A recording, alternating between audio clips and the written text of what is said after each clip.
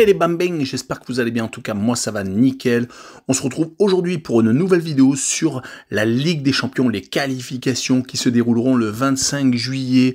Je vous propose 7 rencontres dans cette vidéo qui sont les suivants: Zalgiris contre Galatasaray, AJK contre Molde, le Dynamo de Zagreb contre Astana, Dnipro 1 contre Panathinaikos, les futurs adversaires de l'Olympique de Marseille, Servette contre Genk, Zrinjski contre le Slovan Bratislava et Breda Blink contre Copenhague. N'hésitez pas à venir nous rejoindre sur le site VIP et les réseaux sociaux, tout est à l'écran et en description. N'oubliez pas vos commentaires, vos critiques positives ou négatives, également vos pronostics. N'oubliez pas votre petit pouce pour faire remonter la vidéo et surtout abonnez-vous. On est au-delà des 13 900 et j'aimerais bien arriver aux 14 000 avant le début de la saison régulière.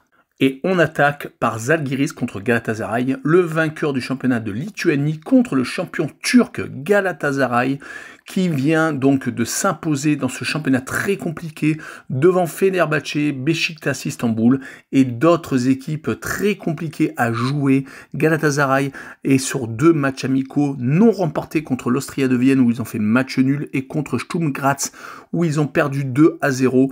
Ils complètent leur préparation avec une victoire contre un club hongrois de Kisvárda et ils se sont également inclinés lors de la première rencontre contre Hull City, un club de championship. Du côté de Zalgiris, on aimerait bien surfer sur la bonne dynamique actuelle car ils n'ont plus perdu toute compétition confondue depuis le 24 mai. C'était en coupe contre un autre club de Zalgiris. Depuis, donc, ils ont enchaîné les victoires et les matchs nuls. Leur championnat est en cours, donc ils ont gardé leur bonne dynamique. Et au tour précédent, ils ont éliminé Struga ayant fait 0-0 à la maison et s'étant qualifiés à l'extérieur en gagnant 2-1. Et leur dernière victoire à la maison 4-0 ce week-end les conforte dans leur optique de faire un bon résultat contre Galatasaray. Mais ça va être très compliqué car Galatasaray est quand même une valeur sûre du football européen qui a joué énormément de rencontres européennes. Et il faut surtout rappeler qu'ils viennent de se renforcer par 2 gros attaquants, Wilfried Zaha, l'attaquant de Crystal Palace en Angleterre, et de Cédric Bakambu, passé par l'Olympique de Marseille et qui vient de terminer meilleur buteur du championnat grec avec l'Olympiakos. Je verrai bien sur cette rencontre une victoire de Galatasaray, 2-1 en déplacement, et je verrai le club turc marquer le plus de 1,5 buts sur le match et une cote à 1,78. Et on enchaîne par le duel entre AJK, le club finlandais, contre Molde, le club norvégien. AJK est actuellement en plein championnat, comme d'ailleurs le club norvégien. Par contre, AJK a dû passer par des qualifications. Juste avant, ils ont éliminé Larne, une équipe de Nord-Irlande, gagnant 1-0 au match aller et faisant 2 buts partout au match retour, ayant eu vraiment très chaud. Mais ils se sont rassurés avec une victoire à domicile en championnat ce week-end, 1-0. Du côté de Molde, donc le championnat est en cours. Ils viennent de gagner 2 fois assez facilement, 4-0 à Vålerenga et également 5-1 à la maison. Ils restent même sur 4 victoires consécutives, toutes compétitions confondues, continuant donc à marquer beaucoup de buts. Mais ils avaient une grosse période de doute car ils sont actuellement 3e au championnat à 12 points de Bodo Glimt. Une équipe qu'ils ont réussi à accrocher faisant 2 buts partout, c'était début juillet. Mon pronostic sur cette rencontre sera un match nul, 1 but partout, et j'ai envie de me laisser tenter par les 2 équipes qui marquent et une cote à 1,95. Et on enchaîne par Dynamo de Zagreb contre Astana, un club croate contre un club du Kazakhstan. Le club croate vient de reprendre le championnat ce week-end et ils viennent de s'incliner d'entrée de jeu contre Hajduk Split dans un des classiques du championnat croate, 2-1. Ils avaient rencontré ce même adversaire et s'étaient imposé 1-0 le week-end d'avant. C'était en Super Coupe de Croatie. Dommage qu'ils se sont donc inclinés à la maison car ils restaient sur une préparation assez intéressante où ils avaient rencontré des clubs tchèques et également bulgares comme le CSKA Sofia et le Slavia de Prague, ne perdant pas d'ailleurs, marquant tout de même beaucoup de buts et en prenant quand même pas mal. Du côté d'Astana, on est en plein championnat et on est d'ailleurs à la 2e place, à 3 points du premier. Il a fallu également passer par un tour préliminaire contre le Dynamo Tbilissi, passer victorieusement. Ils ont fait match nul à la maison, 1 but partout et se sont imposés 2-1 en déplacement, donc passant de justesse par la petite porte. On peut également remarquer qu'Astana est très solide en déplacement, à part la défaite en coupe, c'était début juillet.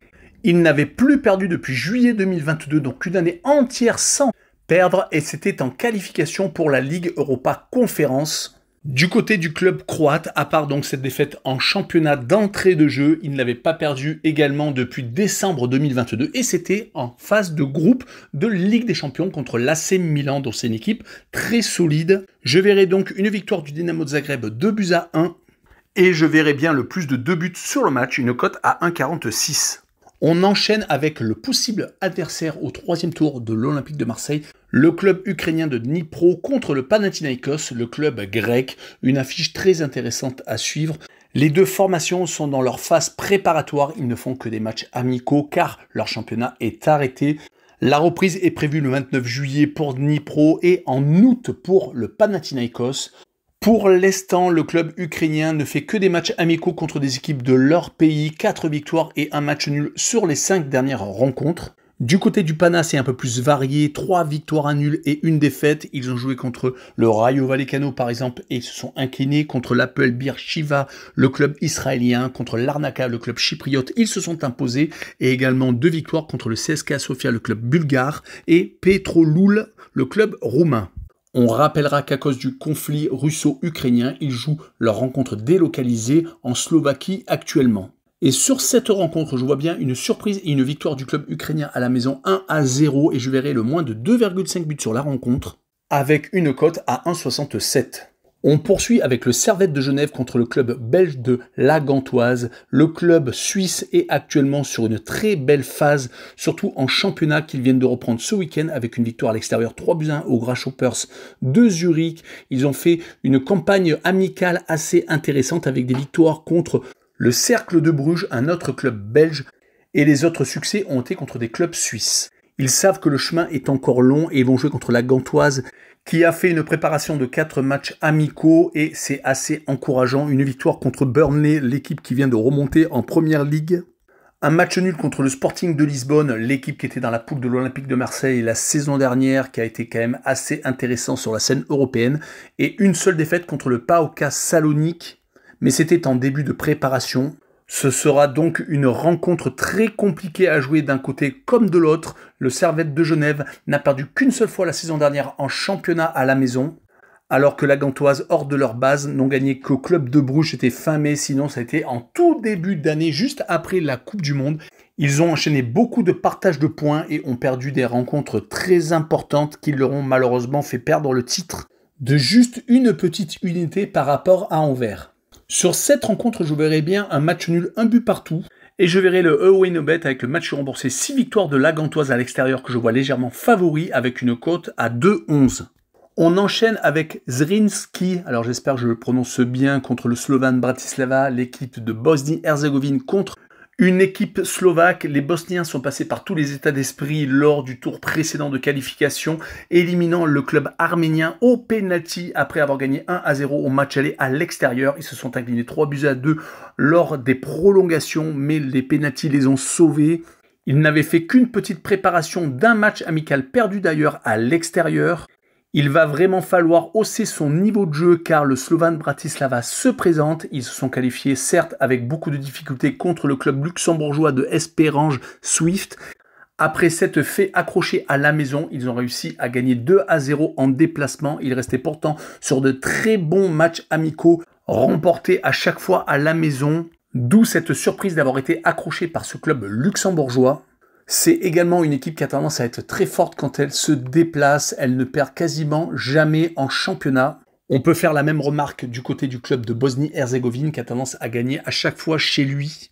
Mais sur cette rencontre, je vois une victoire du Slovan Bratislava 2-0. Et je verrai le draw no bet et le pari remboursé si match nul avec une cote à 1,83. Et on finira par le duel entre Breiðablik, une équipe islandaise, contre une équipe danoise de Copenhague. Breiðablik est actuellement dans son championnat à la 3e place, à 8 points du premier. Tout est encore jouable car ils ne sont qu'à un tiers du championnat et ils restent sur beaucoup de victoires consécutives, toutes compétitions confondues. Ils viennent d'éliminer Shamrock Rovers de la Ligue des Champions qui a été reversée en Ligue Europa Conférence après avoir gagné à l'aller et au retour. Ça a été une petite surprise et en championnat, ils restent sur une série très intéressante de 3 victoires consécutives. Surtout, qu'ils ont tendance à prendre leur adversaire à la gorge quand ils le reçoivent, ayant marqué 10 réalisations lors de leurs 3 dernières réceptions. Mais Copenhague va se présenter devant eux et Copenhague a tendance à faire beaucoup de matchs européens. Rappelons que la saison dernière, ils ont été certes éliminés en phase de groupe, mais ils étaient tombés dans le groupe de la mort avec Manchester City, le FC Séville et le Borussia Dortmund. Ils avaient tout de même réussi à accrocher 3 matchs nuls, les 3 à la maison, contre Séville 0-0, contre les Citizens futurs champions d'Europe 0-0 également, et ils avaient fait match nul contre le Borussia Dortmund. Et quand on voit leur préparation qui a commencé par 2 matchs amicaux victorieux contre Silkeborg et Schalke 04, un club relégué en Bundesliga 2, et surtout leur succès d'entrée de jeu à l'extérieur en championnat à Lyngby, ils sont donc en pleine forme et vont tenter bien entendu d'accrocher le club islandais. Et moi je les vois s'imposer 2-1 à l'extérieur. Et je verrai le plus de 2 buts sur le match pour assurer le coup avec une cote à 1,41. Voilà, on en a fini avec cette vidéo courte, certes, mais très intéressante. Ciao les bang bang!